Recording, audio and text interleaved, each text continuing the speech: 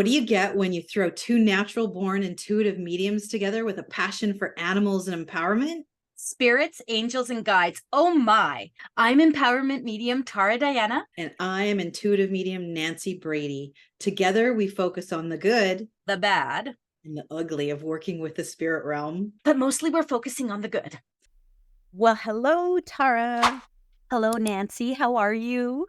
Very good. And welcome back for those of you following us and listening to us. And for those of you who are just joining us, nice to meet you. Hey. We got, we usually have, we should just have trigger alert warnings on every single podcast we have. Today might really need it also in the write-up below. We're going to talk about Ed and Lorraine Warren.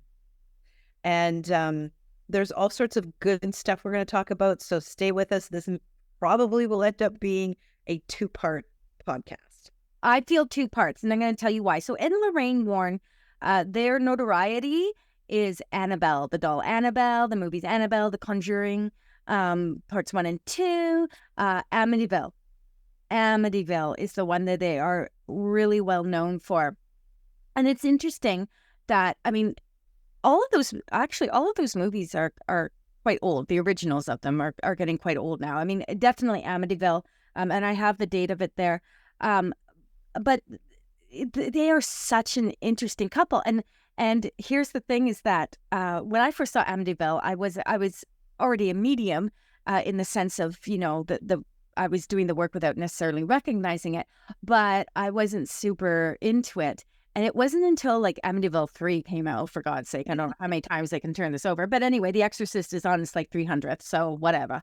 And I decided to look up, and this was years ago though, Lorraine and Ed Warren.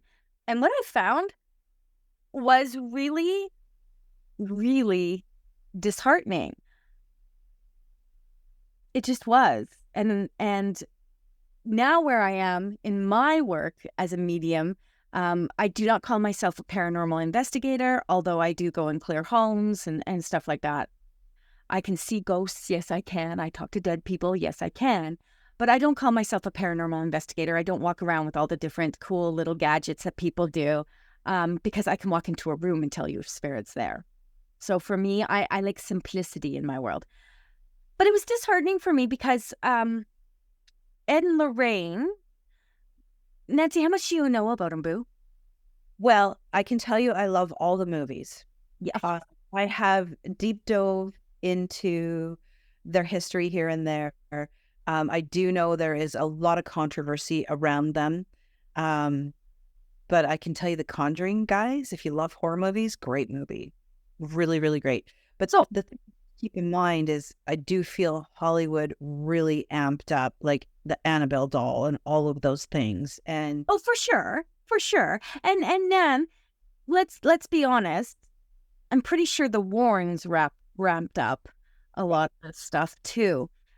So they are considered themselves paranormal investigators. They are both crossed over now. Lorraine crossed over in 2019. And Ed, and I'm just going to look down here because I want to make sure I say this right. He considered himself a self-taught, self-professed demonologist, author, and lecturer. And she claimed, Lorraine, to be a clairvoyant and a light transmedium. Now, I'm not sure what a light transmedium is, but a light transmedium, and they worked very closely together. Now, the interesting thing, Nan, that I found about these guys was that they did all these investigations. And so there's a list of them. And, you know, the ones that are famous are the Annabelle, the Perrion family, Amityville, and I'll get into these in a little bit. The Enfield poltergeist, Arne Johnson, I hope I say this right. This is the weirdest spelt name. The Snedeker house, the Smurl family. These are all what they were really, really become famous for. And they had a occult, I love that, museum where they kept a lot of artifacts. And again, we'll get into that in a little bit as well. So they claim to have done over 10,000 investigations, Kay, and they never charged for their investigations. They didn't charge a penny to go to these homes. And sometimes they went completely uninvited. And they just never did that. So how they made their money was through this museum, which I believe they opened their museum. They were born in like 1926 and 27. And they were, the museum opened in 1952, and they called their actual organization the New England Society for Psychic Research. So they worked with clergymen and police and scientists and all these different things. I mean, they ran the gauntlet of the stuff that they did. But again, going back to that, they never charged, so they never went anywhere. And if you follow us through this 2-part kind of thing, you're going to see where I go with this. They were smart not to charge anyone.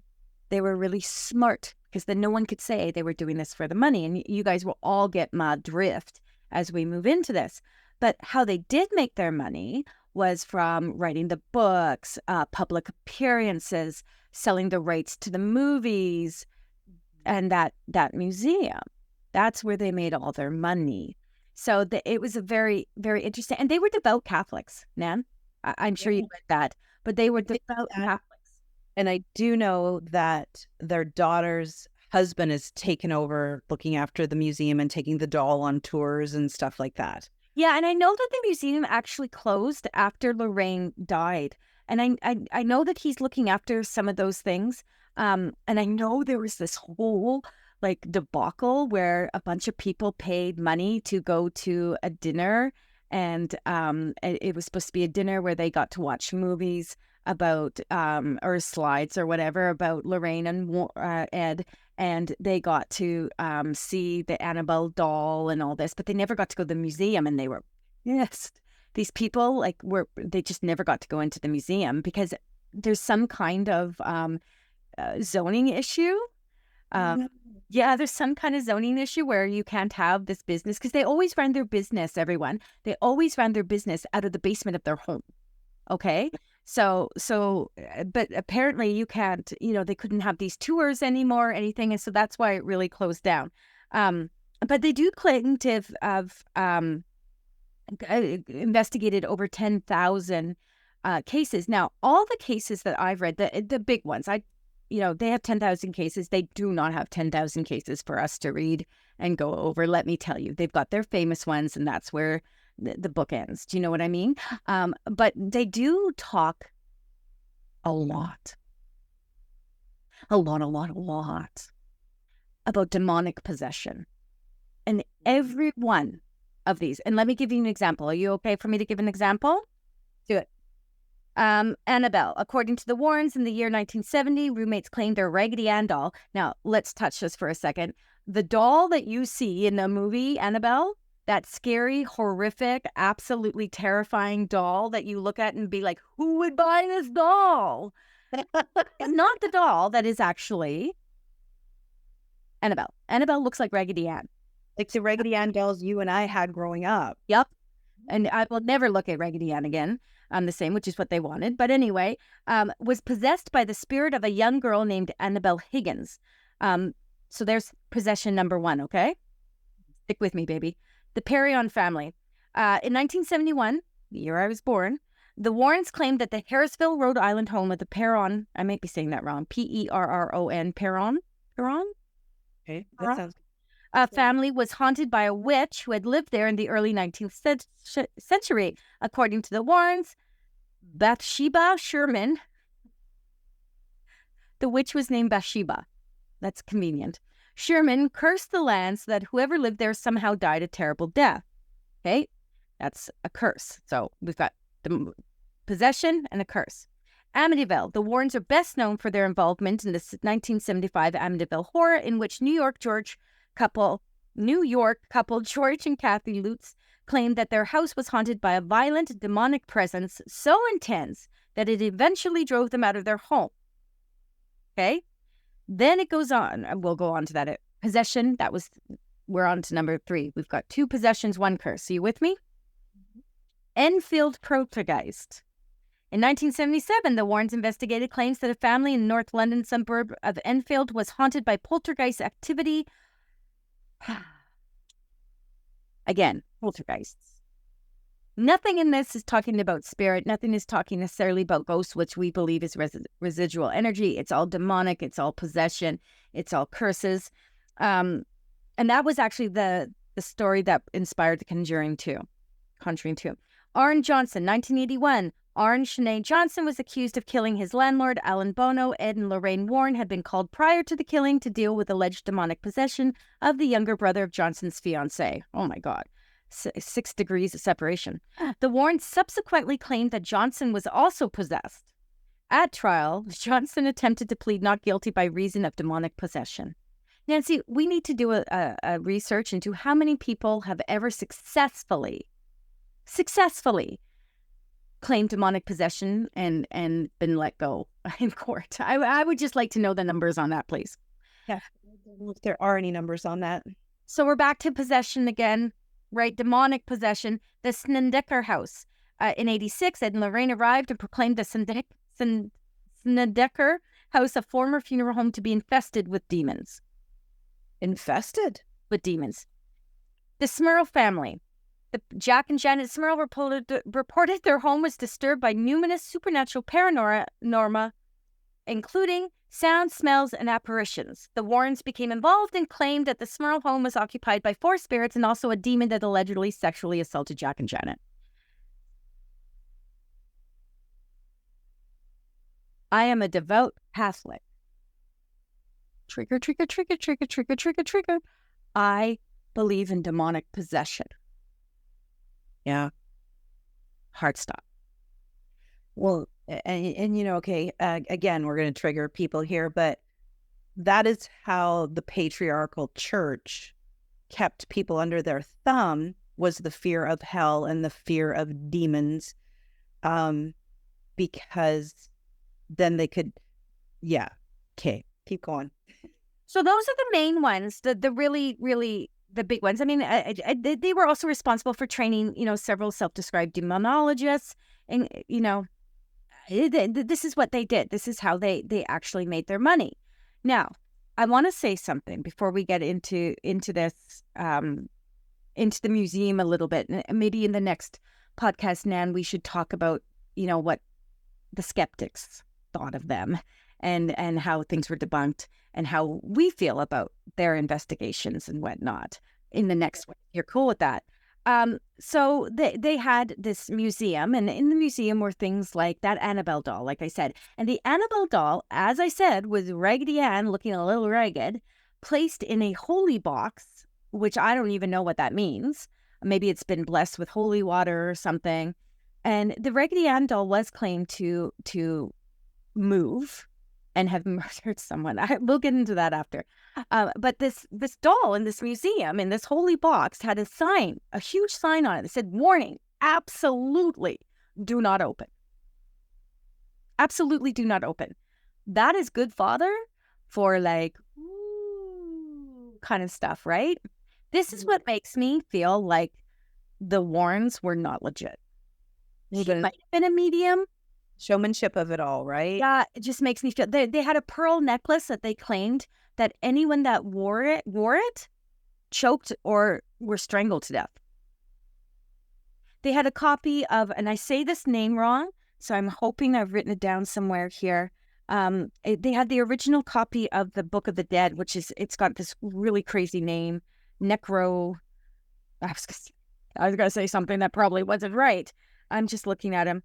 Let me look at this here. Items in the Warren Museum.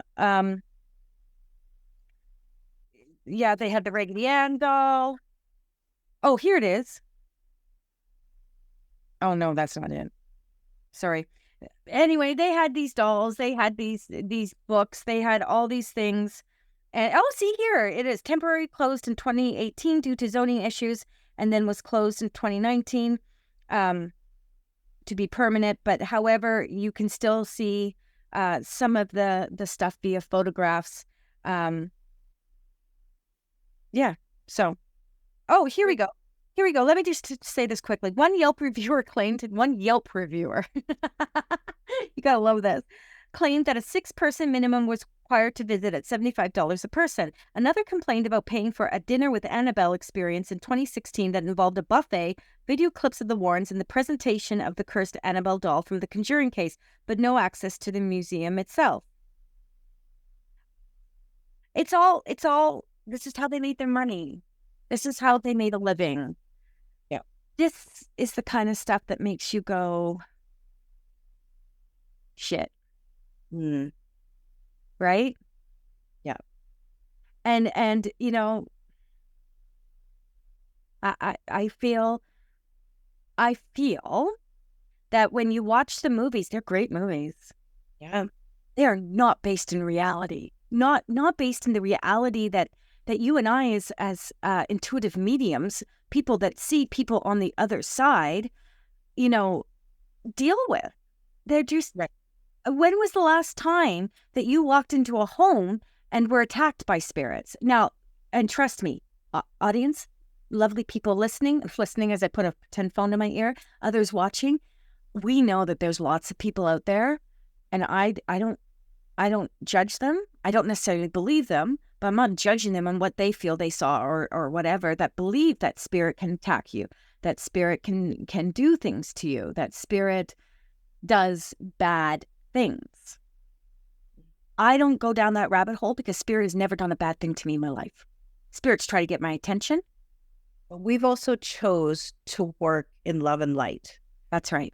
It was, you know, and we had a previous episode where we did talk about the energy, like, so with everybody driving up to the Amityville Horror House and saying, oh my God, there's so much negative energy there. And they're taking their energy and projecting negative energy at it.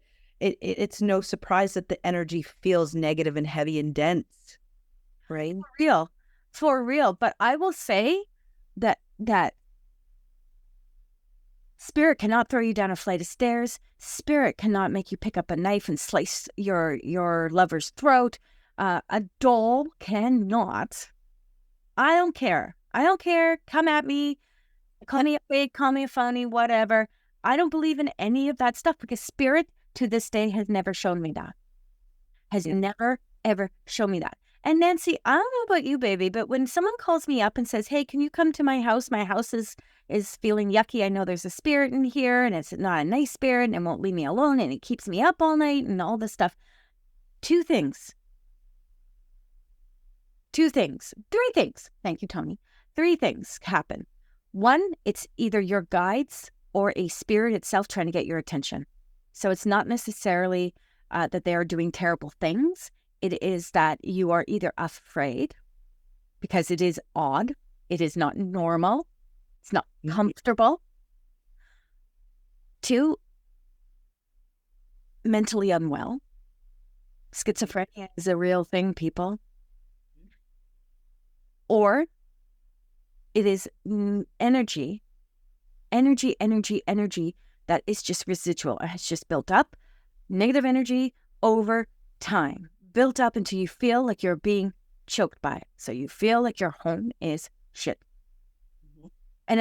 And just to go back to the first one I gave you, which was the whole, spirit trying to get your attention. A lot of people that call me and say, my children are having an experience and I feel like it's a negative energy experience, will be because children are so pure, they're open portal for spirits to come through. The spirits are not innately evil or bad. They're on the other side. But they like attention. Mm-hmm. They want to be, someone has something to say. And there's this little body that's like a beacon saying, hello, I'm open. I don't know enough to be afraid of you yet, but I'm going to be afraid in about 2 minutes. But I don't know enough, so come and see. I'm open. Right? That's why people always talk, Nan, about being shut down. Oh, no, I shut that down. I felt spirit when I was little, and that was the end of that. Yeah. Right? And people will challenge me. They'll be like, you're full of crap, Tara, because that spirit scratched me last night in bed.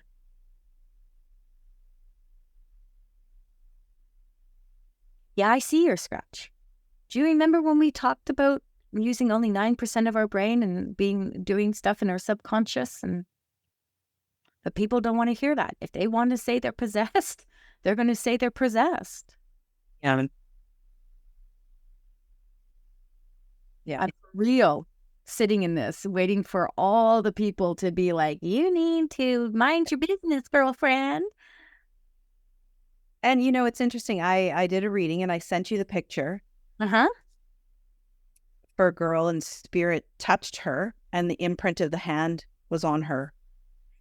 But she didn't feel scared because she's also open to communicating, and clearly certain clairs, I'm just disclaimer, when you're doing your development, usually one or two clairs is a lot stronger than the other one. And so you're going to receive that as loud and possible as you can until the other ones come up in the same sort of strength. But I have to agree with Tara, the one particular case where I went to a home and they said that it was haunted. Unfortunately, that person did suffer from mental illness, and they were, what you said, they were schizophrenic. And so just even afterwards, like he said, the chaos in his own person that he felt, he was projecting a lot of that energy out throughout the house.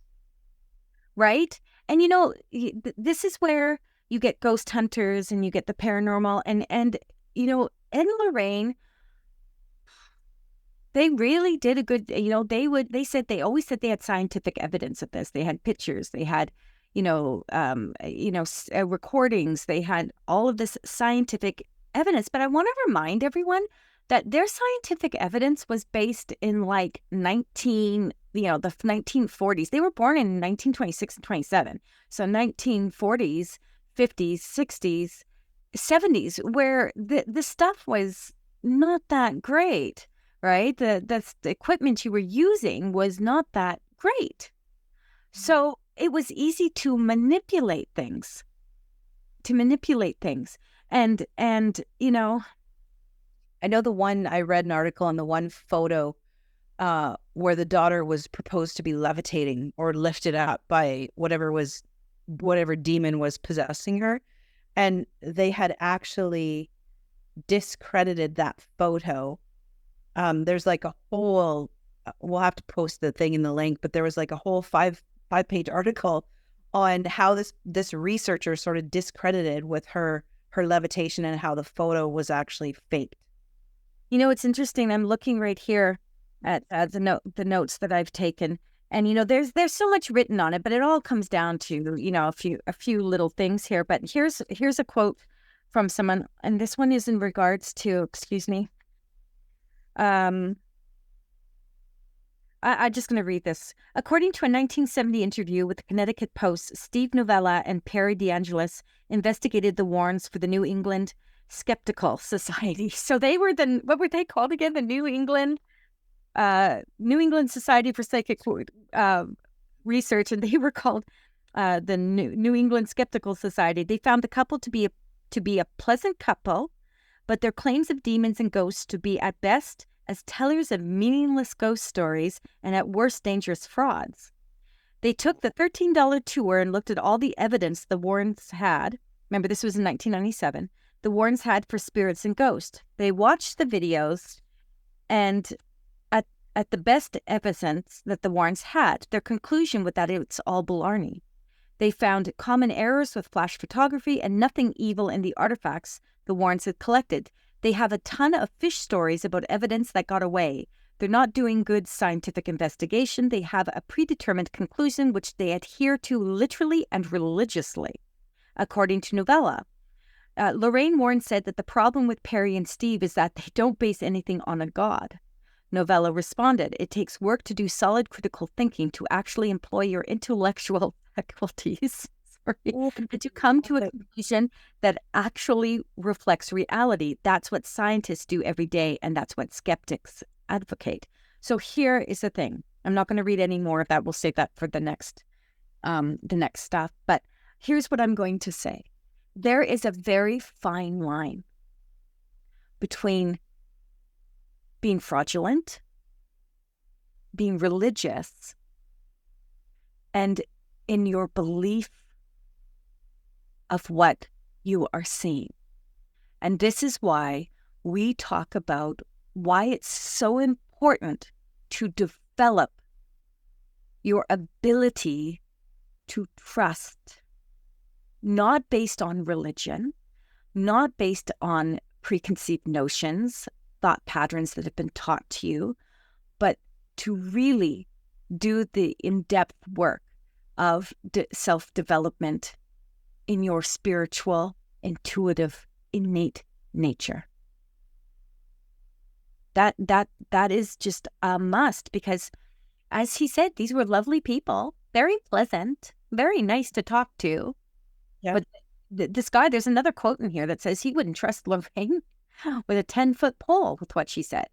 Not only would he get a second opinion, he would get a third opinion of anything that she said. So what I propose to you, my beautiful Nan, is that we dive into a little more of the skepticism and a little bit more of what they actually saw and claimed at these specific homes. Okay, that sounds good. Let's do that next time. Stay tuned, listeners, for part 2. Oh my goodness, there's so much here. And I'm sure they're lovely people. I'm sure I'll get a visit tonight.